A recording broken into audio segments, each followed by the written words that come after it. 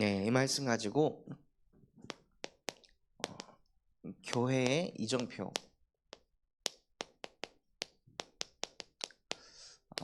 라는 제목을 붙잡고 하나님께 예배하도록 하겠습니다.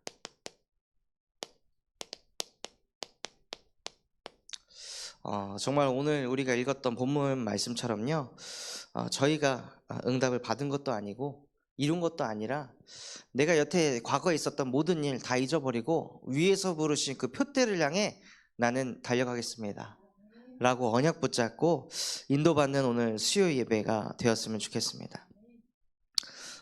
저와 여러분이 유치원도 다니고 어린이집도 다니고 초등학교도 다니고 중학교, 고등학교, 어떤 누구는 대학교, 대학원까지 쭉 다녔는데요, 거기에서는 공부 잘하는 법을 가르치고 거기서는 어떻게 성공하면 되는지 이런 걸 가르치는데요, 공부를 잘해도 성공을 해도 마음은 어떻게 지키는지 그것은 배운 적이 없습니다.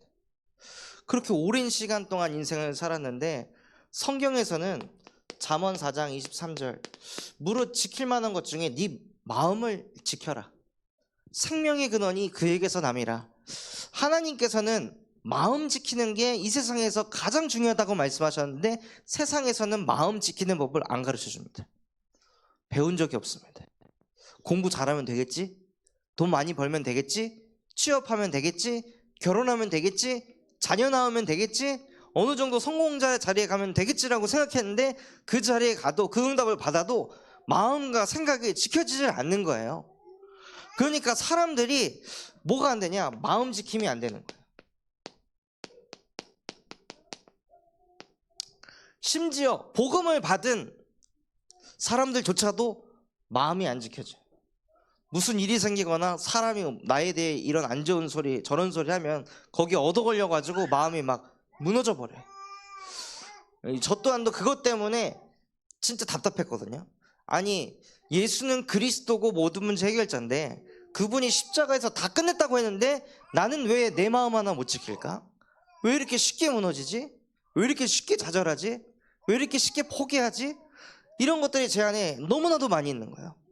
그 너무 답답함 속에 있는데 말씀에서 답을 주시더라고요.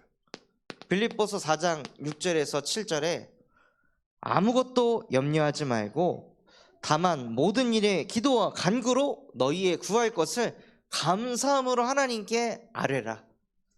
그리하면 모든 지각에 뛰어난 하나님의 평강이 그리스도 예수 안에서 너희의 마음과 생각을 지키시리라. 마음을 지키는 방법은요, 그리스도 예수 안에 있을 때 마음이 지켜지는 겁니다. 그래서 저와 여러분이 그리스도 예수 안에 있으려면요, 한 가지 방법밖에 없습니다. 이거 벗어나고서 그리스도 예수 안에 있으려고 하는 건요, 말도 안 되는 신비주의 사상을 가지고 있는 거예요. 그리스도 예수 안에 있으려면요, 한 가지 방법밖에 없습니다. 뭐냐? 복음을 듣고 사는 겁니다. 복음을 듣지 않고 왜 내 마음이 안 지켜지지? 라고 하는 건요, 모순된 생각을 하시고 계신 거예요. 실제 내가 믿음은 들음에서 나는데 들음은 그리스도 예수에서 말씀에부터 나는데 내가 이걸 안 듣는데 나는 왜 이렇게 믿음이 안 생기지? 라고 생각하는 건요, 마치 이거랑 똑같은 거예요. 아, 나는 왜 이렇게 몸이 뻣뻣할까? 왜 나는 이렇게 체력이 없을까? 그러고 운동 안 하면서 자꾸 나는 왜 이렇게 체력이 없지? 아, 나는 왜 이렇게 건강하지 않는 거지? 이거랑 똑같은 거예요. 정말 마음과 생각을 지키시려면요, 복음을 들어야 됩니다. 복음을 듣고 무엇을 하시냐? 복음을 읽고 이 예언의 말씀을 읽는 자 복이 있다고 했습니다. 하나님의 말씀을 읽는 자 복이 있습니다. 복음의 말씀을 들은 거에서 나에게 은혜되는 말씀, 성경 구절 찾아보십니까? 다시 그걸 찾아가지고 읽을 때 성령께서 내게 역사하십니다. 근데 이걸 제가 안 하더라고요. 마음은 지키고 싶은데 이건 안 하는 거예요. 그리고 이것만 하고 싶은 거예요. 왜냐? 요게 있거든요. 요한복음 8장 44절. 너희는 너희 아비 마귀의 욕심대로 행하고자 하느니라. 마음 지키고 싶은 욕심은 있어요. 근데 진리 앞엔 서질 않아요. 거짓을 말할 때마다 제 것으로 말해요. 피곤하니까. 지금은 너무 지쳤으니까 내일 하자, 다음에 하자, 이러면서 복음 듣는 시간 없고 복음 읽는 시간 없고 또 복음을 쓰고, 그 복음의 말씀을 듣고 읽고 내 가슴에 담긴 성경 구절을 여러분이 다시 적으실 때 내 영혼 속에 복음이 각인되는 거예요. 그리고 그 각인된 걸 가지고 말하고. 이 네 가지 아니고서는요 절대 그리스도 예수 안에서 못 삽니다. 이거는 확실합니다. 복음에 편법이 없습니다. 신앙생활 10년을 하건 1000년을 하건 10,000년을 해도요 이거 하는 시간이 없는 사람은 절대 마음을 못 지킬 겁니다. 다 이루신 그리스도의 복음을 가지고도 마음과 생각을 못 지키는 말도 안 되는 전무후무한 응답을 받게 되시는 거예요. 왜 그러냐? 요거요. 욕심만 있는 거예요. 영적인 욕심만. 안 시달리고 싶은 욕심만, 안 무너지고 싶은 욕심만 있지 사실은 복음을 못 듣게 하는 거죠. 그래서 진짜 뭘 하셔야 되냐? 그래서 복음을 들어야 이 흑암이 무릎 꿇는다는 거예요. 이 끊임없이 사단이 야, 네 마음을 지켜야지, 또 무너지면 어떡해, 욕심은 넣지만 진리 앞에 못 서게. 그러니까 요거 안 하고 요 사이에서 뭘 하냐? 계속 영적인 갈등만 하고 있는 거죠. 난 왜 안 될까? 중직자인데 난 왜 안 될까? 렘넌트인데 난 왜 안 될까? 복음 받은 지 나 지금 몇 년이 됐는데 아직도 시달릴까? 나는 왜 끝이 안 날까? 이거 하고 있는 거예요. 근데 이거를 진짜 저와 여러분이 다른 게 아니라 지금 본부에서 말씀하시는 40일만 집중해도요 인생이 뒤집어지게 돼 있습니다. 하나님, 내가 정말 복음을 듣고 읽고 쓰고 말하는 것을 지금부터 40일 동안 도전해 보겠습니다 하고 하나님 앞에 딱 결단하시고요 도전하시는 거예요. 다른 것에 도전하는 게 아니라 복음 그냥 듣고 하루에 한 메시지 혹은 새벽 강단 듣고 내 마음에 담게 하신 성경 구절 찾아서 읽고 그 구절을 내 노트에 다시 한번 쓰고 그것을 내가 다시 말하고, 이러면은요 여러분도 모르게 뇌 속에 각인됩니다. 각인된 게 내 삶 속에 살아 역사하는 거예요. 그래서 진짜 이 복음을 실제 누리는 증인이 되셨으면 좋겠습니다.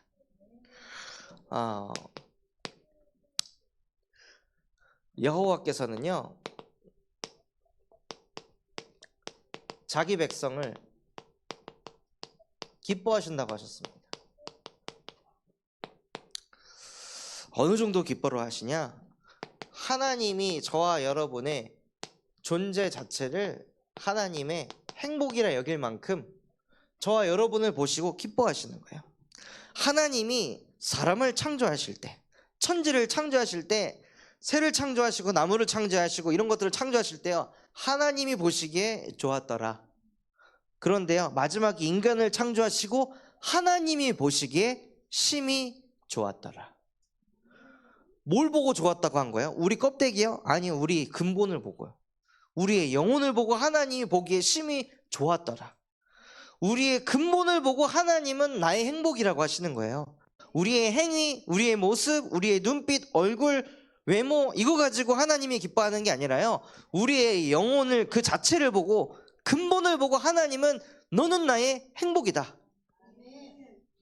그래서 하나님께서는요 이사야 43장 3절에 내 눈에 너는 보배롭고 존귀하고 너를 사랑스러운 자라 하였은즉, 이 말씀을 다시 묵상하는데요 뭐가 보이냐면요 너희들은이라고 안 돼 있더라고요. 너는, 너를, 누구를 지칭하는 거죠? 저와 여러분 개개인을 지칭하는 거예요. 많은 하나님의 자녀가 있어도 나는 네가 보배롭고 네가 존귀하고 네가 사랑스러워. 왜냐면요 신명기 6장 4절에 보면 나 여호와는 유일한 여호와다. 그런데요 하나님이 자기의 형상으로 사람을 창조하셨잖아요. 그러면 우리도 하나님의 형상이니까 어떤 존재예요? 저와 여러분이 유일한 존재인 거예요. 여러분의 손가락을 보시면요, 손가락에 뭐가 보이죠? 지문이 보여요. 지문 안 가지고 있는 사람이 없잖아요. 그 지문을 보는데 지문을 다 가지고 있는데요, 그 지문이 다 다릅니다. 유일하다는 거예요. 그래서 그 지문을 뭐 그 신문장 뒤에다가 이렇게 찍기도 하잖아요. 유일하니까. 하나님께서는 저와 여러분을 유일한 존재로 창조하셨는데 왜 자꾸 남을 따라해야 될까요? 왜 남을 부러워해야 돼요? 남이 이거 가지고 있고 이거 누리고 있으면 나는 왜 저거 못 가져? 나는 왜 저거 못 누려? 왜 그런 생각을 해야 되는 걸까요? 하나님께서는요, 저와 여러분을 유일한 존재로 창조하셨고 유일하게 나만이 할 수 있는 기능이 있고 나만이 할 수 있는 생각이 있는데 왜 남들처럼 살아야 된다고 자꾸 속는 걸까요?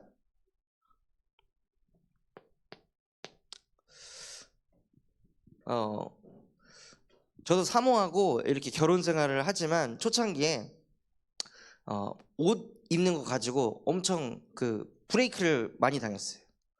뭐 딱 입으면은 여보 지금 그 바지하고 그 위에하고 맞다고 생각해? 하고 그러면 이렇게 다시 바꿔 입고 나오면은 양말 그거 맞다고 생각해? 나갈 때 신발 신으면 지금 그 옷하고 그 신발이 맞다고 생각해? 하고 계속 브레이크를 당하니까 아니 진짜 옷 하나 입는 거 가지고 나는 왜 이렇게 스트레스를 받아야 돼? 아니 대충 입고 살면 안 돼? 막 이런 생각들이 있었단 말이에요. 왜 꼭 이 옷을 이렇게 입어야 되는 거야? 어디 갈 때도 그 옷하고 이 장소하고 맞다고 생각해? 날씨를 생각해봐. 내 옷하고 당신 옷하고는 또 맞다고 생각해? 하니까 와, 옷을 입을 때 이렇게 많이 생각해야 된다고? 뭐 너무 다른 거예요. 그런데요, 그렇게 계속 트레이닝을 받으니까요, 제가 뭐 화요 집회 이런 데 가잖아요. 그러면은 막 오랜만에 보는 목사님들이 다음에 왔냐고 하고 딱 보고 역시 스타일 보라고. 얘 사모님이 패셔니스트라고. 얘가 그 사모님하고 결혼해가지고 얘가 이렇게 바뀌었다고 하면서 막 칭찬을 하는 거예요. 그러면은 내가 결혼을 잘했구나. 훈련을 내가 잘 받았구나. 유일한 존재로 창조하셨다는 거예요. 나랑 다르다고 틀린 게 아니라는 거예요. 저 사람은 왜 이렇게 성격이 저래? 이게 아니라는 거예요.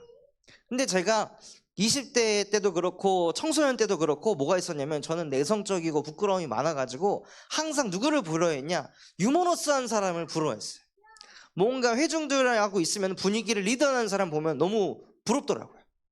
막 되든 안 되는 개그를 막 날려가지고 웃기기도 하고 막 분위기를 싸하게도 만드는데도 철판 깔고 계속 그렇게 농을 하는 사람들 보면 와, 진짜 쟤는 저런 자신감이 어디서 나오는 걸까 하고 늘 부러워했었거든요. 근데 중요한 건 무엇이냐면요, 유머러스한 사람이 존재하려면 유머러스 하지 않은 사람이 존재해야 유머러스 할 수 있는 겁니다. 막 키 큰 사람을 부러워할 게 아니라요, 제가 저렇게 키 커가지고 응답받는 것은 나처럼 키가 작은 사람이 있기 때문에 제가 저렇게 응답받는 것이다. 생각이요, 완전히 우리가 치유가 될 게 한두 가지가 아닌 거예요. 하나님은 저와 여러분을 유일한 존재로 그러한 성격으로 만드시고 그러한 눈빛을 갖게 하시고 그러한 몸과 그러한 습관과 이런 것들을 갖게 하셨는데 왜 나는 저 사람이 가진 걸 못 가지고 있을까? 이 생각을 하면 하나님이 답답하신 거죠.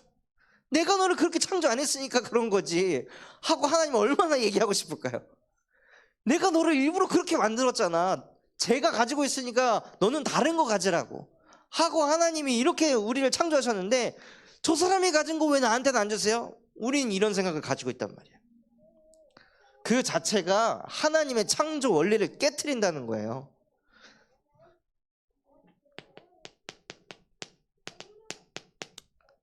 근데 이 문제가 언제부터 찾아오냐면요, 예배를 실패할 때 찾아옵니다.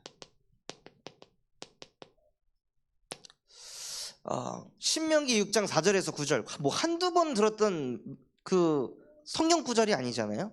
한두 번 들었던 메시지가 아니란 말이에요. 근데 그게 내 속에 안 들어와요. 그게 내 안에 임하질 않아요.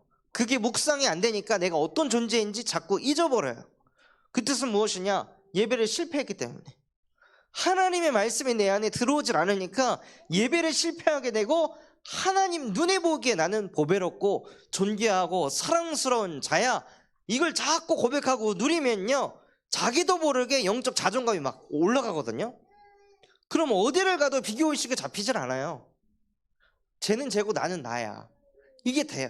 저 사람을 하나님께서 저렇게 창조하셨고 나는 이렇게 창조하셨어.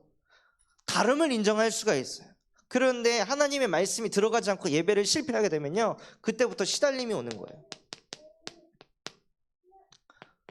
어떤 사람 때문에 내가 시달리는 게 아니라, 문제를 만나서 상황과 환경 때문에 시달리는 게 아니라요, 모든 문제의 시작은 예배 실패에서부터 시작되는 겁니다.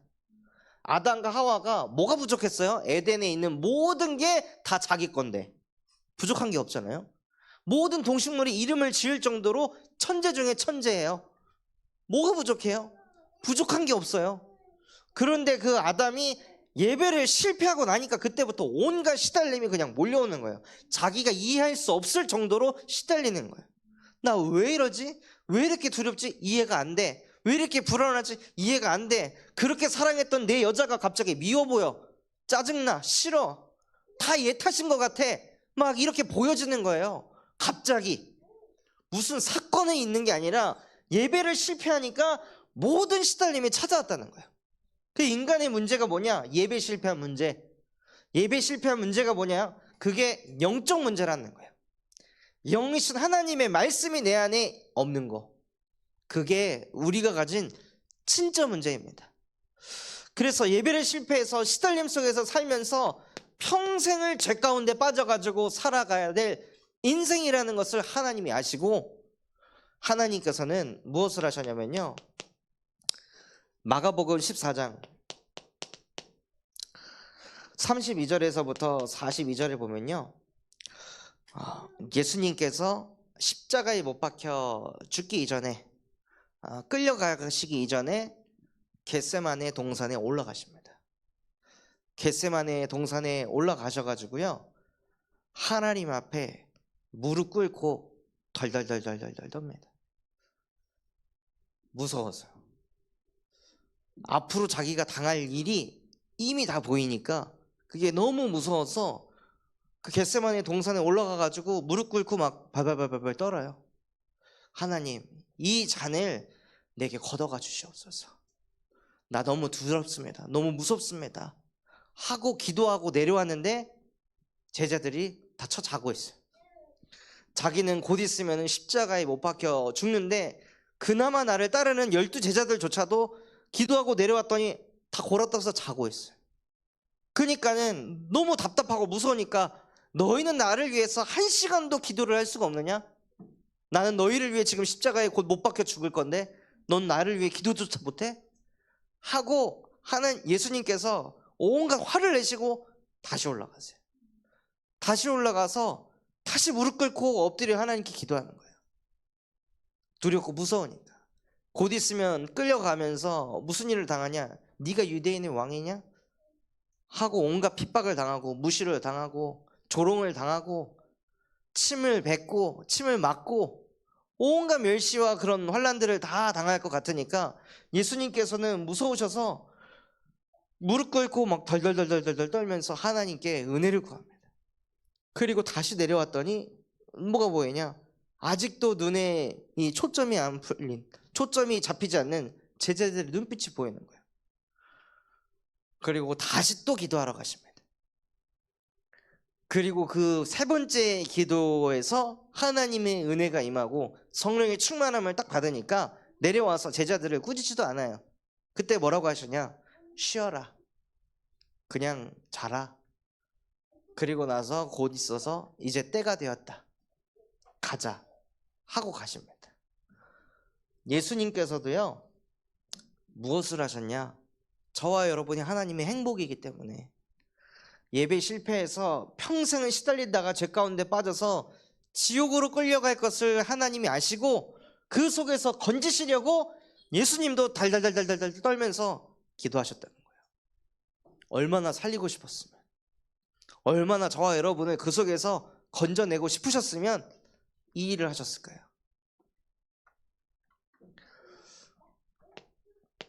이 정도로 저와 여러분이 하나님의 행복이라는 것입니다. 그리고 하나님께서는요, 저와 여러분을 하나님의 자존심이라 하셨습니다. 하나님의 자존심은 가진 사람은 어떤 사람일까요? 진짜 저와 여러분이 언제 자존심에 상처를 받아야 될까요? 저 사람 기도 응답 받는데 나 기도 응답 못 받네? 이때 자존심 상하셔야 되는 거예요. 저 사람은 말씀 들으면 은혜 받는데 나는 못 받네? 이때 자존심이 상하셔야 되는 거예요. 나는 1년에 한 명에게도 복음을 못 전하는데 저 사람은 계속 복음을 전하네? 이때 자존심이 상하셔야 되는 거예요. 이때 영적인 한이 내 가슴을 치고 나와야 되는 거예요. 하나님, 나도 하나님의 자존심인데 나 왜 말씀 안 들려요? 나 진짜 기분 나빠요. 나 진짜 자존심 상해요. 누구는 기도만 하면 다 응답이 된다는데 나는 왜 기도가 응답이 안 돼요? 나는 왜 맨날 허공에다 기도하는 것 같아요? 나 진짜 자존심 상해요. 하나님, 나한테도 은혜 주세요. 나도 하나님의 자녀잖아요. 나도 하나님의 행복이잖아요. 너희가 내 이름을 믿고 기도하면 내가 행할 것이라고 말씀하셨잖아요. 그 말씀 맞다면 내 기도도 들어주셔야죠. 내 기도에도 응답해 주셔야죠. 저 진짜 자존심 상해요 하고, 진짜 하나님의 자존심을 가진 사람은요, 그 영적 자존심이 있으셔야 돼요. 그래서 진짜 그 하나님의 자존심을 가진 사람은 어디에 있냐면요, 하나님의 계획 속에 있습니다. 하나님의 계획은 무엇이냐? 요한복음 6장 28절. 하나님의 일은 하나님이 보내신 일을 믿는 것이라. 그래서 저와 여러분이 어떤 상황 속에서도 주는 그리스도이시며 살아계신 하나님의 아들이십니다. 다 이루신 예수가 나의 그리스도이기 때문에 이것도 하나님이 이뤄 가실 줄 믿습니다. 이 문제 또한도 십자가에서 이미 다 끝난 줄 믿습니다. 지금 눈에 보이는 자녀 문제, 지금 내가 겪고 있는 건강 문제, 나의 정신과 마음의 문제, 이미 십자가에서 다 끝내셨다는 것을 나는 믿습니다 라고 고백할 때 흑암이 무릎 꿇는 거예요. 그리고 하나님의 자존심은요, 하나님의 방법으로 살아갑니다. 내 방법 아니고 하나님의 방법으로.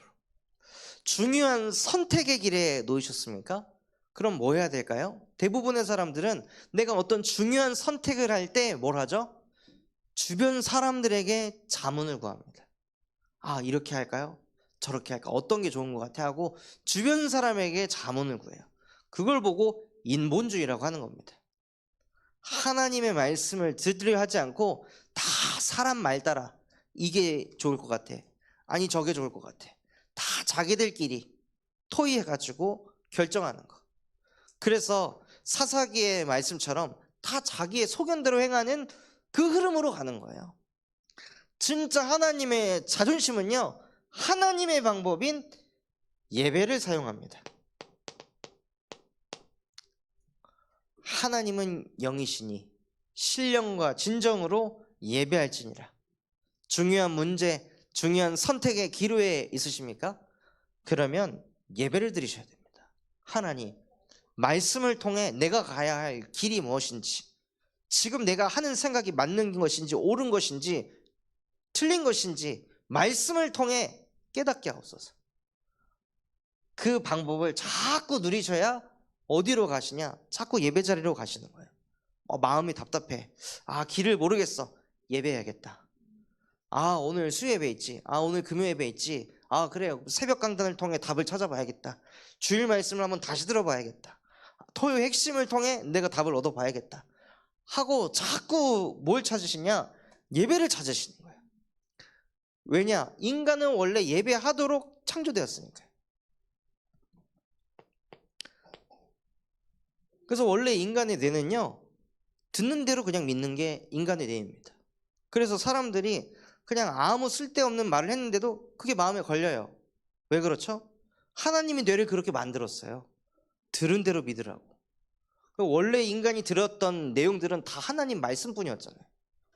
근데 세상에 이 흑암이 역사하기 시작하면서부터 다른 말들을 자꾸 하니까 인간이 막 헷갈리게 되는 상태에 놓인 거예요. 그래서 정말 저와 여러분이 예배에 대해서는 마음과 생각이 활짝 열리시기 바랍니다. 그러면 하나님께서는 저와 여러분을 하나님의 증인으로 세워가실 줄 믿습니다. 자꾸 예수가 그리스도라는 것을 믿으면서 모든 응답을 예배를 통해 받는 사람은요, 하나님이 그 사람을 통해 사도행전 13장 49절의 말씀을 성취해 가십니다. 주의 말씀이 그 지방에 두루 퍼지니라. 나한테 주셨던 말씀인데 내가 은혜가 되니까 이것을 다른 사람에게도 전해주는 거예요. 말해주는 거예요. 그게 뻗어가는 거죠.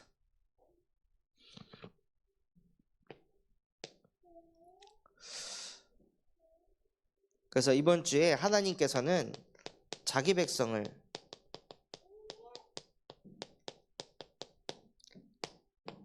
기뻐한다고 하셨는데요. 하나님께 무엇을 가지고 노래하라고 하시냐? 새 노래로 여호와를 노래할지어다. 새 노래가 무엇이냐면 항상 새로운 마음을 가지고 날마다 이 십자가 사건이 내 마음속에 심령 속에 담겨질 때요, 뭐가 되냐? 하나님을 찬양할 때 새로운 마음이 나옵니다. 그래서 다윗도 하나님 앞에 뭐라고 고백했냐면요, 하나님이여 내 안에 정한 마음을 창조하시고 내 속에 정직한 영을 새롭게 하소서 하고 하나님 앞에 이 형식적으로 하나님을 대하고 싶지 않았던 거예요. 하나님께 저희가 찬송가를 할 때도 그냥 아무 생각 없이 멍 때리면서 찬양하는 게 아니라 그 가사 하나하나를 읊조리면서 묵상하면서 찬양하시면요, 엄청 힘이 되고 은혜가 됩니다. 그리고 하나님은 겸손한 자를 구원으로 아름답게 한다고 말씀하셨습니다. 그러니까 늘 하나님 앞에서 하나님, 저 하나님 아니면 안 돼요. 저 하나님이 은혜 주시지 않으면 나는 안 되는 존재예요. 오늘도 나에게 예수 그리스도가 종교가 되면 난 또다시 예배 실패하고 시달리고 죄 가운데 빠져서 사단한테 속아서 살 수밖에 없는 그런 인간이에요. 그러니 오늘도 나에게 부디 예수 그리스도의 그 십자가 사건이 내 것이 되게 해주세요 하고 하나님 앞에 겸손하게 날마다 엎드려서 하나님께 은혜를 구하는 자, 하나님께서 구원으로 아름답게 하시는도다. 그래서 진짜 봤을 때 은혜가 되고 아름다운 사람은요, 나를 구원하신 그 하나님을 자꾸 말하고, 이 하나님 때문에 내가 이렇게 은혜돼서, 하나님이 나에게 은혜 주셨어, 하나님이 나에게 힘 주셨어, 자꾸 하나님 얘기하는 사람이요, 그렇게 아름다워 보이는 거예요. 그렇게 멋있어 보이는 거예요. 그래서 우리의 입은 항상 하나님을 찬양하고, 또 우리의 손에 하나님께서 양날을 가진 칼을 쥐어주시면서 그 칼로 많은 왕들과 임금들, 그 어떤 것들도 대적하지 못하게 할 것이다 하고 하나님께서 말씀하셨습니다.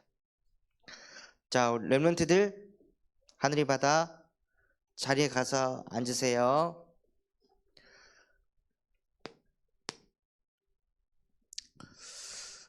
그래서 저와 여러분이 진짜 하나님의 행복이요 자존심이며 하나님이 우리를 보시기에 기뻐하는 그 응답을 받으시기 위해서는 삶 집중을 하셔야 됩니다.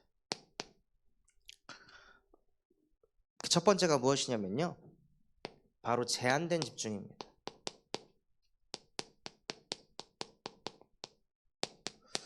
그 어떤 것에도 제한받지 않고 뭐 한 가지에만 딱 집중하는 거. 그것에 누가 증인이냐면요, 모세가 증인이에요. 모세가요, 제한된 집중을 한 겁니다. 평생을 그냥 유리방황하면서 나는 뭐 하면서 살아야 되나? 이게 내 인생인가? 그냥 양이나 치다가 끝나야 되는 건가? 늘 그냥 이런 생각 없이 아무런 비전도 꿈도 소망도 없이 그냥 하루하루 시간 때우면서 살았던 모세의 인생이었는데, 그때 하나님께서 모세를 찾아오셔서 모세를 부르십니다. 모세야 모세야 하고 부르시고 하나님께 가까이 가려고 하니까 하나님께서 모세에게 뭐라 말씀하시냐? 이곳은 거룩한 곳이다. 네 신을 벗어라 하고 신을 벗고 그곳으로 들어갑니다. 그 무슨 뜻이냐면요, 내려놓는 시간을 갖는 거예요. 여러분의 생각, 여러분의 상처, 여러분의 동기, 여러분의 욕심, 여러분의 꿈, 그 모든 것 다 내려놓고 그냥 하나님께 가는 그 시간, 이 제한된 집중의 시간이 꼭 있어야 된다는 거죠.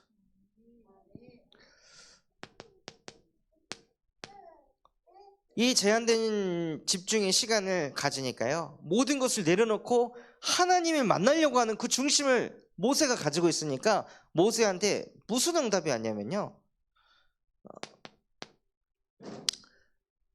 나는 스스로 존재하는 여호와다. 나는 아브라함의 하나님, 이삭의 하나님, 야곱의 하나님이다. 그런 내가 이스라엘 백성들의 고통을 들었노라. 그래서 내가 그들의 부르짖음을 듣고 내가 그들을 그 애굽 땅에서 건져낼 것이다. 그러니 너는 가서 이것을 말해라. 바로에게 말하고 장로들에게 가서 말해라 라고 하나님이 모세한테 무엇을 주시냐? 메시지를 주십니다. 진짜 하나님의 자녀라면요, 뭘 받으셔야 되냐? 하나님이 나에게 주시는 메시지를 받으셔야 됩니다. 그 메시지가 내 안에 딱 박혀야 그 다음 따라오는 응답이 무엇이냐면요, 모세가 이 하나님의 메시지를 딱 받고 출애굽기 4장 18절에 자기 장인어른 이드로를 찾아갑니다. 이드로를 찾아가서, 장인어른, 제가 애굽에 가서 하나님께서 말씀하신 이 내용을 전달해야 될 것 같습니다. 아니, 산에 잠깐 등산하러 갔다가 하나님 음성 딱 듣고 모세가 바로 그냥 이드로를 찾아가가지고 나 하나님의 말씀을 저쪽 가서 대언해야 됩니다 하고 이 응답을 받는 거예요. 다른 생각이 없이, 계산하는 거 없이 이 말을 하면 장인어른이 어떻게 받아들일까? 미친 거 아니야? 이게 될까? 이런 생각을 하는 게 아니라요, 메시지가 딱 들어간 사람은요 오직을 하는 거예요. 계산하는 생각, 뭐 이래서 안 되니 저래서 안 되니, 이게 없는 거예요. 하나님의 말씀하셨기 때문에 하나님이 이루신다. 그러니까 모세가 가서 이드로 딱 쳐다보고 저기 가서 복음 말하러 갈 겁니다 라고 얘기하니까 이드로가 평안히 가라. 원래 같으면 이래야 되잖아요. 너 거기 가면 죽어. 너 지명 수배자잖아. 너 거기 가면 인생 끝이야. 근데 왜 네가 사서 들어가려 그래? 너 지금 내 딸 과부 만들려 그래? 너 그 자식은 어떻게 하려 그래? 이런 얘기 나와야 되잖아요, 장인어른한테. 그런데 장인어른이 평안히 가라. 하나님의 메시지가 임한 사람에게는요, 그 어떤 것도 걸림돌이 될 수가 없는 거예요. 하나님이 그걸 이루려고 하시니까요. 그래서 진짜 저와 여러분이요, 내 생각, 내 기준, 내 동기, 지금 내 갈급한 거 싹 다 내려놓고 하나님, 나 오늘 하나님 음성을 듣고 싶습니다. 나에게 말씀하옵소서. 모세에게 메시지를 주신 것처럼 나에게도 내 인생에 메시지가 임하게 하옵소서 하고 오직 그 메시지만 붙잡고 살아가는 인생 되게 하옵소서 하고 이 응답을 누리시기 바랍니다. 그래서 제한된 집중을 한 사람은요, 뭐가 되냐? 선택된 집중을 하게 됩니다.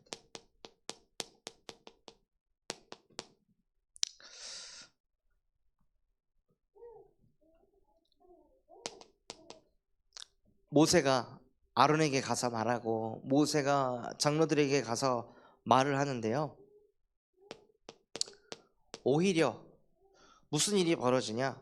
바로 왕한테 가서 그 얘기를 하니까 바로 왕이 아, 니네가 지금 살만하구나.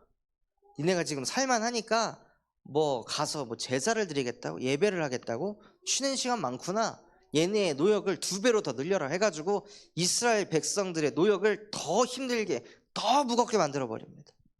그러니까는 이스라엘 백성들이 모세한테 와가지고 네가 왜 거기 가가지고 말을 해서 우리를 왜 이렇게 힘들게 하냐, 그냥 복음 받을 거면 네 혼자 받지, 왜 저거 가가지고 불신자 집에 가갖고 들 씻어놓고 왜 이렇게 난리를 만드냐 하고 막 사람들이 모세를 엄청 원망하는 거예요. 그때 모세가 그 사람들하고 막 싸우는 게 아니라 무엇하냐, 하나님께 집중하는 거예요.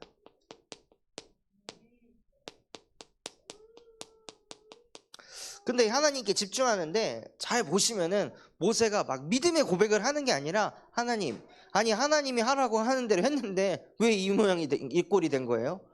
아니 오히려 저들이 나를 돌로 쳐 죽이려고 하는데 도대체 왜 이러시는 거예요? 하고 하나님한테 막 따져요. 이게 기도라는 거예요. 내 삶을 그냥 하나님께 다 드리고 내 삶을 가지고 하나님과 교제하고 소통하는 거, 그게 하나님께 집중되어 있는 상태인 거죠. 그러니까 하나님께서는 모세에게 다시 또 메시지를 주십니다. 나는 이스라엘의 하나님, 야곱의 하나님, 요셉의 하나님이다. 이삭의 하나님이다. 그런 내가 너와 함께하고, 그런 내가 이스라엘 백성들을 그 애굽의 그 심한 노역에서, 무거운 짐에서 나는 너희를 출애굽할 여호와다, 이것을 전해라 하고 하나님이 모세한테 메시지를 주시는 겁니다. 그러니까 저와 여러분이요, 하나님께 집중하면 받는 응답이 뭐냐? 메시지라는 거예요. 말씀이 내게 임해야 내 생각이 바뀌거든요. 말씀이 임해야 내가 갈 길이 보이는 거예요. 내가 그 다음 뭘 해야 될지. 지금 모세가 이스라엘 백성들이 불평불만할 때 하나님께 집중하니까 하나님이 모세야 이렇게 해라 하고 다시 얘기해 주시잖아요. 그렇게 하나님의 말씀을 받고 모세가 현장에 가서 말씀을 선포하는데요, 이스라엘 백성들이 너무 힘이 들고 지쳐가지고 모세의 말을 듣지 않았다고 했어요.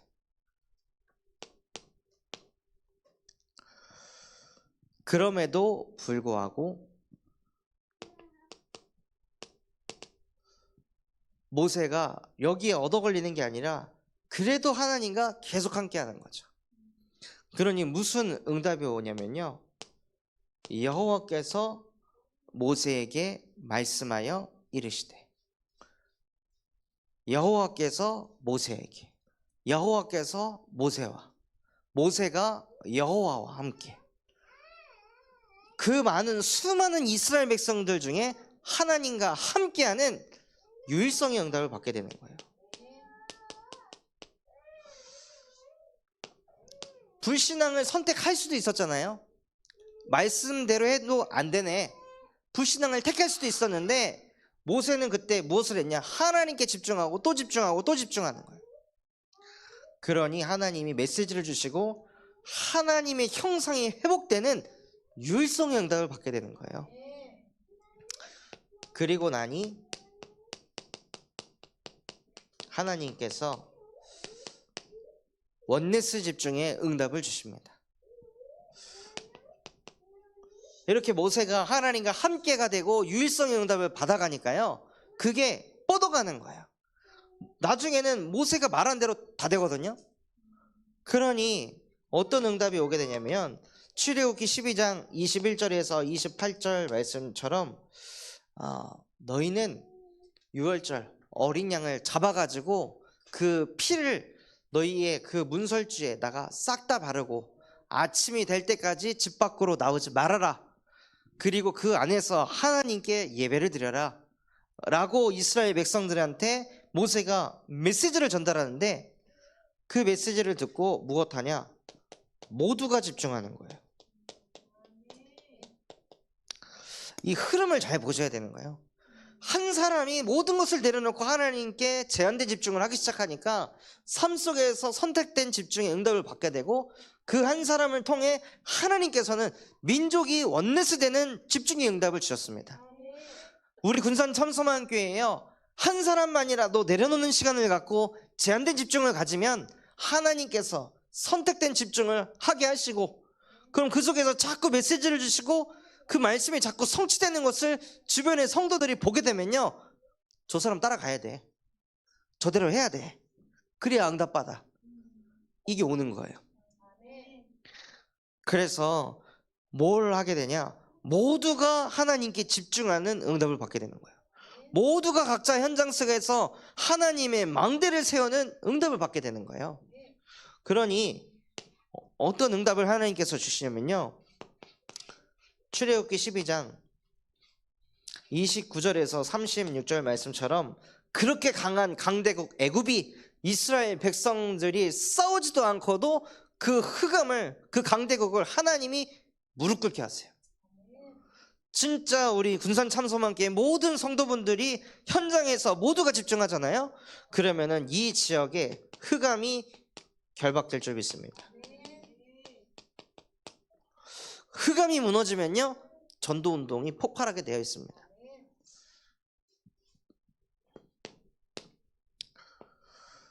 그래서 이렇게 흑암이 결박되니 하나님께서는 어떤 응답을 주시냐면요, 출애굽기 12장 37절에서 42절 말씀처럼 출애굽하는 역사를 이루어 가십니다. 400여 년 동안 평생을 노예로 살던 이스라엘 백성들이 노예가 아닌 그냥 이스라엘 민족으로 살 수 있는 재창조의 응답이 따라온다는 거예요. 그래서 진짜 이 삶 집중을 통해 저와 여러분이 나를 내려놓는 그 시간을 꼭 가지셨으면 좋겠습니다. 나를 내려놓고 하나님께 집중해서 정말 나에게 주시는 메시지가 붙잡히시는 은혜가 있길 바랍니다. 그래서 오늘 교회 이정표 삶 집중을 누리고 있을 때 하나님께서 저와 여러분을 이 흐름으로 인도하실 줄 믿습니다. 어떤 흐름이냐?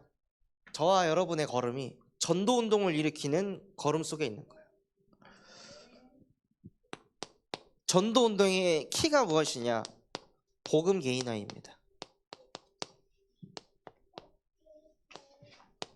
전도가 안 되는 것은 전도할 사람이 없는 게 아니라 복음 개인화가 안 되고 있기 때문에 전도가 안 되는 겁니다. 붙여도 그 사람 또한도 복음 개인화가 안 될 걸 아시고 하나님이 안 붙여주시는 거예요. 그래서 이 복음 개인화의 응답을 누리기 위해 무엇을 두고 기도하시냐면요, 금토일 시대를 두고 기도하시는 거예요. 개인 기도가 안 되니까, 십자가의 복음으로 자꾸 끝내는 훈련이 안 되니까 모아가지고 같이 십자가의 복음으로 끝을 내고 신앙 고백하는 시간 갖고, 777 기도를 개인화시키고 강단의 기도를 개인화시키고, 그래서 내 자신이 언제 어디에 있더라도 기도가 되어질 수밖에 없는 영적 시스템이 딱 세팅되도록, 그래서 이 금토일 시대를 두고 기도해 주시기 바랍니다. 그리고 전도운동이 일어나려면요, 새 가족이 살아나야 됩니다. 들어온 새 가족이 은혜를 받지 못한다면, 들어온 새 가족이 복음을 누리지 못한다면 우리 교회는 전도운동이 일어날 수가 없는 거예요. 양육을 할 수 있는 시스템이 없다는 거죠. 그 사람이 교회에 정착할 수 있을 만한 교회 분위기가 안 된다는 거예요. 감사하게도 이번에 내려가세요, 저희 사모 그 대학 후배가 이제 와가지고 저희 교회에서 예배를 드렸잖아요. 밥 먹으면서 물어봤어요. 저는 여기 원래 있던 사람이라 잘 모르는데 새로 오셔가지고 보시니까 우리 교회 분위기가 어떠시냐고. 그러니까 따뜻하다는 거예요. 자기한테 관심 가져주고 챙겨주고, 그래서 이렇게 거북스럽지 않다, 이렇게 표현을 하더라고요. 그래서 정말 다행이네요. 저는 이제 누가 거들떠 보지도 않고 챙겨주지도 않고 혹시 그러면 어쩌나 했는데, 참 감사하게도 우리 모든 중직자분들이 누가 오면은 챙겨주시고 따뜻한 눈빛을 보내주고 계시는구나, 이런 걸 이렇게 보게 하시더라고요. 그래서 새가족이 오면요, 뭐가 있어야 되냐면 스텝이 있어야 돼요. 그 새가족을 데리고 같이 새가족부 예배도 데려가서 같이 예배 드리고, 성경책 잘 못 찾거든요. 그럼 성경책 옆에서 찾아주고 같이 읽고, 또 데려와가지고 헌금해야 된다는 생각조차 못하고 있잖아요, 새가족은. 그래서 미리 내가 그 새가족의 헌금까지도 준비해가지고 이렇게 하나님께 나의 것을 내 것이라 여기지 않고 하나님이 주신 거 하나님께 드립니다 하고 하나님께 이렇게 헌금을 하는 것입니다 하고 증인이 돼서 보여주고, 예배할 때도 옆에 같이 앉아서 예배하고, 밥 먹을 때도요, 그때도 옆에서 계속 챙기는 거죠. 새가족은 어디 앉아야 되지? 어떻게 시선을 처리해야 되지? 진짜 이런 것들이 힘들거든요. 그래서 진짜 새가족을 마음 남고, 특히 내가 전도하는 사람 아니라 할지라도, 제가 그 전역하자마자 다단계에 이제 빠졌을 때요, 그때 뭘 보냐면요, 다단계에도 새가족이 있거든요. 열심히 막 거짓말을 준비해가지고 이제 거짓말로 현혹을 시켜갖고 그 다단계 그 합숙하는 곳에 친구를 데리고 와요. 그럼 데리고 오기 전에 제 친구는요, 이름이 뭐고요, 뭘 좋아하고요, 이런 거 하고요, 뭐 전공은 뭐고요, 이런 거를 그 합숙하는 사람들한테 다 얘기해줘요. 그리고 딱 오면은요, 문 열자마자 거기 합숙하는 사람들이 한 10대 명이 다 떼거지로 다음시 오셨어요, 다음시 오셨어요, 잘생겼네요, 눈빛이 멋있어요, 옷이 너무 멋있는데요, 목소리가 왜 이렇게 좋으세요 하고 막 칭찬을 막 쏟아붓는 거예요, 정신 못 차리게. 그러니까 감사합니다, 감사합니다, 감사합니다 하니까 저도 모르게 낯선 것보다 막 실실 웃고 있는 거죠. 옷을 갈아입는데도 그때는 이제 막 전역한 지 얼마 안 됐으니까, 아니 왜 이렇게 몸이 좋으세요, 무슨 운동하세요, 막 또 막 칭찬하니까 괜히 또 막 기분 좋은 거죠. 그러니까는 새 가족이 왔을 때 그것을 내가 데려온 사람이 아니니까 라고 배제하기보다도요, 아니 다단계조차도 사람을 그렇게 마음을 가지려고 그렇게 하는데, 저희 복음 가진 교회라면 더 그렇게 해야죠. 그래서 저희 새가족, 특히 우리 지금 유초등부 랩런트들 이제 새로 왔는데, 그 아이들이 막 혼자 놀고 있으면은 가서 말이라도 걸어주시고 간식이라도 좀 챙겨주시고, 그렇게 해서 애들이 진짜 여기는 따뜻하구나, 우리한테 관심 가져주는구나. 애들이 막 핸드폰밖에 안 하고 있으면 야 너희 이거 가지고 놀아볼래 하고, 뭐 집에 안 쓰고 계신 보드게임 있으면 그거라도 가지고 와주셔가지고 애들이 좀 재미있게 놀 수 있게 그런 분위기가 됐으면 좋겠습니다. 그리고 새가족부를 통해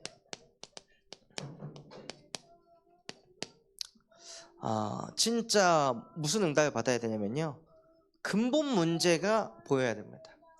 인간이 가진 문제, 하나님 떠난 문제, 그 문제 때문에 모든 문제가 시작됐다라고 실제 새가족이 편집이 돼야 돼요.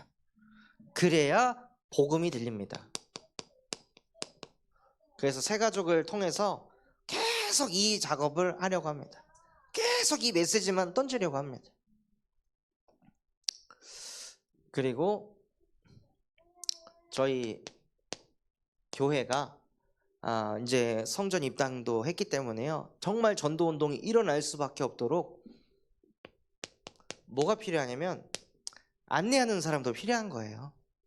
그냥 막 오면 오는 대로 이게 아니라, 제가 주보를 뽑아가지고 여기 놔보니까요, 15장밖에 안 뽑았는데도 주보가 남아있더라고요. 뭐지? 오늘 온 사람은 15명이 넘는데 어떻게 주보가 남아있을 수 있지? 근데 심지어 주보가요, 어쩔 때는 막 7장 남아있을 때가 있어요. 그럼 주보를 7명밖에 안 본다는 거야? 왜 그럴까? 분명히 눈에 보이는 곳에 놨는데도 불구하고 안 가져가는 거예요. 그러니까 안내한 사람이 필요한 거죠.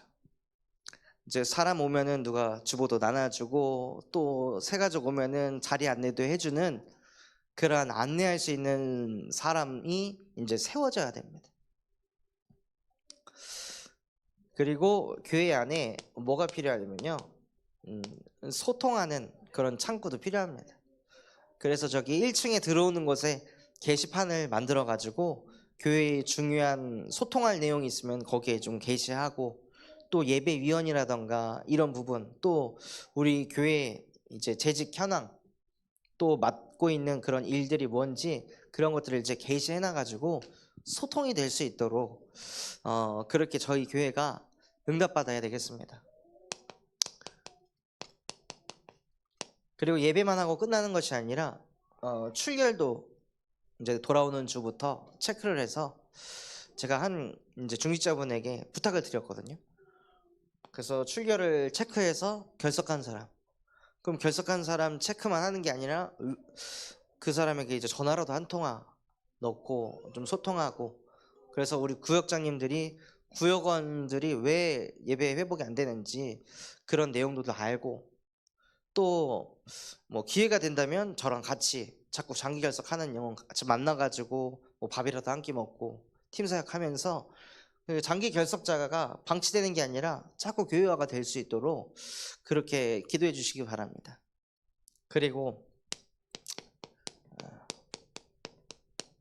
시급한 기도 제목입니다. 반주자를 두고 기도해 주시기 바랍니다.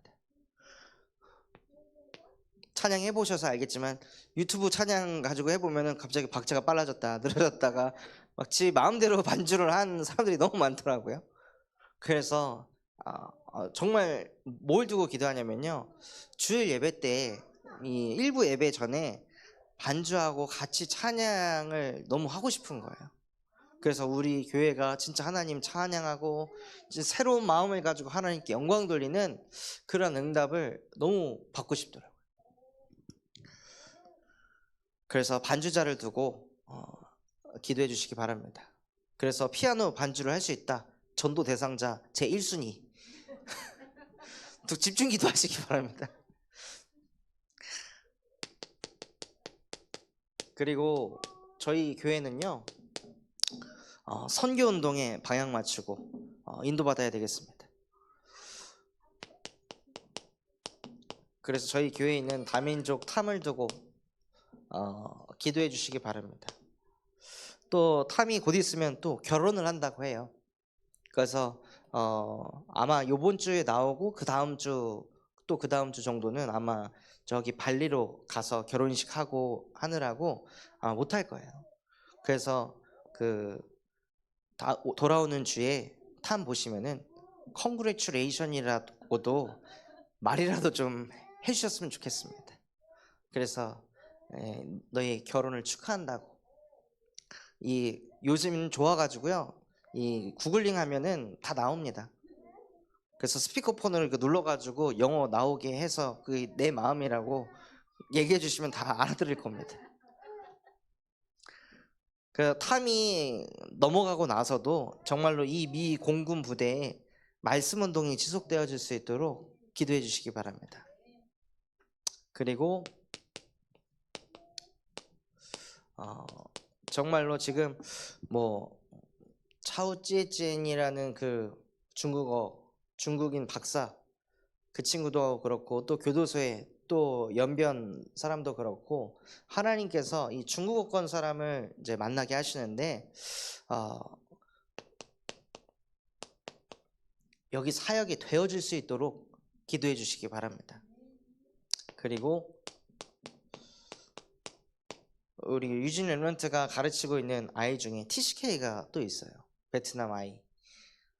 그런 TCK들이 우리 교회에 와가지고 정말 TCK로서 상처받고 있는 그 근본 속에 복음이 답이 돼서 이 아이들이 8번째 랩런트로 응답받을 수 있도록 TCK를 두고 기도해 주시고, 우리 파나마의 박건원 선교사님과 아프리카 복음화를 위한 부룬디를 두고 기도하는 교회가 되었으면 좋겠습니다. 또 하나님께서는 우리 교회를 후대 운동하는 교회로, 부르신 줄 믿습니다. 그래서 태영아 유아유치부 오늘 이제 좀 소통해가지고 주일날 태영아 유아유치부 예배를 갱신해서 정말 본 예배처럼 우리 렘넌트들이 사도신경부터 해가지고 찬양도 하고 또 교사분들이 대표기도도 하고 또 렘넌트들이 헌금도 하고 그거 가지고 태영아부 이제 운영도 하고 그러면서 조금씩 부족하지만 그 계층들도 조직화해서 응답 받아가려고 합니다. 그리고 뭘 두고 기도해 주시냐면요, 태영아 유아유치부를 통해 서밋스쿨이 열릴 수 있도록 토요일날 아이들을 어떻게 다뤄야 될지 모르는 많은 그 태영아 부모들 많이 있습니다. 그래서 진짜 우리 교사분들이 또 부장님들이 기도해 주시면서 이 서밋스쿨 어떻게 인도받으면 좋을까 자꾸 얘기하시고 소통하시면서 이걸 만들어 가시는 거예요. 그리고 우리 유초, 중고 지금 오는 우리 초등학생 렘넌트들이 토요일날 늦게 자가지고 아침 일찍 못 일어난다고 합니다. 여러분들의 기도가 필요합니다. 하나님, 사랑하는 자에게 잠을 주셔서 10시가 되면 눈꺼풀이 무거워지게 하옵소서 하고 10시가 되면 애들이 그냥 잠을 자버리고 교회 가고 싶다, 가서 놀러 가고 싶다, 그런 마음이 들어가지고 8시면 되면 그냥 눈이 막 번쩍 떠지도록 우리 렘넌트를 두고 기도해 주시기 바랍니다. 그래서 유초등부 또 중고등부가 연합으로 해서 예배 드릴 수 있게, 동윤이, 지훈이도 좀 다락방부터 한번 인도 받아보자 라고 이야기해둔 상태인데요, 정말로 그들의 마음속에 또 그의 부모에게 예배가 왜 중요한지 그게 담겨질 수 있도록 기도해 주시기 바랍니다. 또 이런 렘넌트들이 정말로 교회를 쉼터로, 놀이터로 여기고 마음껏 즐길 수 있게,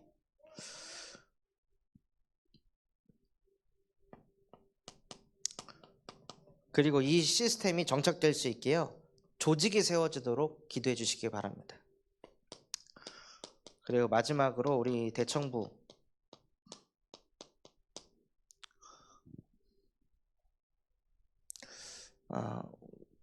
감사하게도 지금 대청부 예배를 이렇게 드리면은 우리 대청부 렘넌트들이 포장하지 않고 포럼을 해주거든요. 전 그게 너무 감사하더라고요. 그래서 그 포럼을 듣자면요, 가슴이 너무 아픕니다. 우리 애들이 많이 힘들구나, 많이 지금 어렵구나, 이런 게 이 마음에 너무 부딪히는 거예요. 근데 그것 또한도 하나님이 들춰내고 계시는구나, 이렇게 보이는 거예요. 아픈 거를 포장하고 안 아픈 척 하고 있으면요, 언젠간 그거 터지게 돼 있거든요. 중요한 때 그게 터져가지고 중요한 일을 못하게 돼 있어요. 근데 애들이 감추고 있던 그런 것들을 포장하는 게 아니라 그거를 다 오픈하고 포럼하면서 하나님이 끄집어내서 치유해 가시더라고요. 너무 감사한 거예요. 그리고 이 대청부 때 무슨 응답을 받아야 되냐면요, 대학생 때 달란트를 찾지 못하면 청년 때 어디로 가냐? 경제에 끌려다닙니다. 빨리 취업해서 돈 벌어야 되는데, 또 이 아이들이 다 공통적으로 무슨 고민을 가지고 있냐면, 내가 빨리 경제를 독립해야 우리 엄마 아빠가 조금 고생을 덜 하실 텐데, 덜 힘드실 텐데, 이런 그 경제적인 부담감을 가지고 있어요. 그래서 대청 렘넌트들이 경제 고통 지수가 가장 높습니다. 전 연령에서요. 그래서 대청 때 진짜 하나님이 주신 나이거 찾을 수 있도록 기도해 주시기 바랍니다. 달란트 찾으면요, 경제는 고민할 것도 없이 그냥 몰려오게 되어 있습니다. 달란트를 못 찾으면 경제에 따라가야 되고, 그러면 항상 그 수준의 인생을 살아야 되는 거예요. 그래서 달란트를 가지고 우리 대청 렘넌트들이 자신의 업을 발견할 수 있도록 기도해 주시고, 또한 이 대청을 통해 청년 전도 운동이 일어나도록, 그리고 마지막으로 우리 대청이요 렘넌트의 교사가 될 수 있도록 기도해 주시기 바랍니다. 저와 여러분이 복음이 아무리 확실해도요 지금 이 10대하고의 정서가 맞지 않으면 복음 전하기가 그렇게 힘들어요. 코드가 안 맞거든요. 못 알아들어요 애들이. 우리가 비유를 들어도 걔네의 정서하고 안 맞으니까 비유를 들어서 메시지를 해도 걔네한테 안 들어가는 거예요. 그러니 우리 대청 렘넌트들, 이 20대들이 복음이 편집이 되고 정리가 되고 누려져야 그 10대 또는 10대도 안 되는 그 초등학생 저학년 이 아이들을 복음으로 끌어줄 수 있다는 거죠. 그래서 진짜 대청을 두고 기도해 주시기 바랍니다. 그래서 결론으로요, 진짜 저와 여러분이 이 교회의 이정표의 응답을 받아가기 위해서는 나를 봐야 합니다.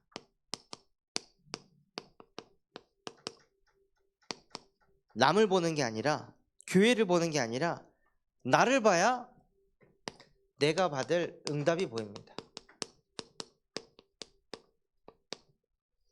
그래서 하나님께서 마태복음 7장 5절에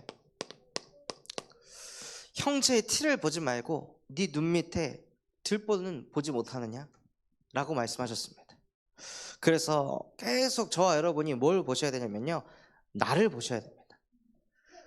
내 자신을 봐야 실제 내가 받아야 될 응답이 뭔지 알게 되거든요. 제가 지난주에 한번 쉬는 날에 혼자서 육아를 해봤어요.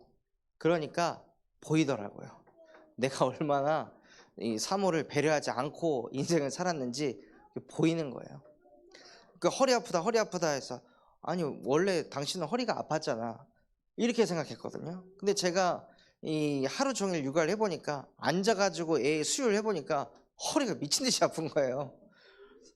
이게 꾀병이 아니고 엄살이 아니고 진짜 힘들구나, 진짜 아프구나, 이런 것들이 보여지게 하시더라고요. 그러니까 나 자신이 보여지니까 뭐가 되냐, 갱신하게 하시는 거예요. 그래서 정말 남이 아닌 나 자신을 먼저 복음으로 보시고 정말로 하나님의 행복이요 자존심에 응답받는 우리 군산 참소망교회 모든 성도분들 되시기를 예수 그리스도 이름으로 기도하겠습니다. 우리 받은 말씀 가지고 잠시 합심해서 기도하겠습니다. 하나님 아버지 감사합니다. 오늘 우리에게 말씀 주신 것처럼 정말로 교회의 이정표를 허락하여 주시니 하나님 감사합니다. 교회의 이정표로 인도받기 전에 무릇 지킬 만한 것 중에 네 마음을 지켜라, 생명의 근원이 그에게서 남이라 말씀하신 주님, 정말로 우리의 마음과 생각을 지킬 수 있는 유일한 답은 그리스도 예수 안에 있는 것이라 말씀하셨습니다. 그래서 그 안에 있을 수 있도록 복음을 듣게 하시고 복음을 읽게 하시고 복음을 쓰게 하시고 복음을 말하게 하여 주옵소서. 그래서 내 영혼 속에, 우리의 심령과 마음 영혼 속에 오직 복음만이 각인되게 하옵소서. 하나님께서는 그러한 자기 백성을 기뻐하신다 말씀하시고 나는 하나님의 행복이요 하나님의 자존심이라 축복하여 주시니 감사를 드립니다. 이 응답 누릴 수 있도록 삶 집중 속으로 들어가게 하시고 제한된 집중, 선택된 집중, 원네스 집중의 응답을 통해 정말로 우리 군산 참소망교회 모든 성도 한 사람들이 하나님의 망대 그 자체가 되게 하시옵시고 하나님 앞에 온전히 예배할 때 군산의 역사는 흑암이 무너지게 하여 주옵소서. 전주의 역사는 흑암이 무너지고 익선의 역사는 흑암이 무너지게 하여 주옵소서. 그래서 그 안에 하나님께서 하시는 전도 운동이 일어나는 것을 보게 하여 주옵소서. 하나님 정말로 교회 이정표로 전도 운동 일으키라 말씀하셨습니다. 선교 운동, 후대 운동하라 말씀하셨습니다. 정말로 이 응답 받을 수 있도록 하나님 나를 보고 정말로 내가 받을 응답이 무엇인지 그것을 찾고 누리는 증인 되어질 수 있도록 지금 이 시간 성령의 충만함을 더하여 주시옵소서.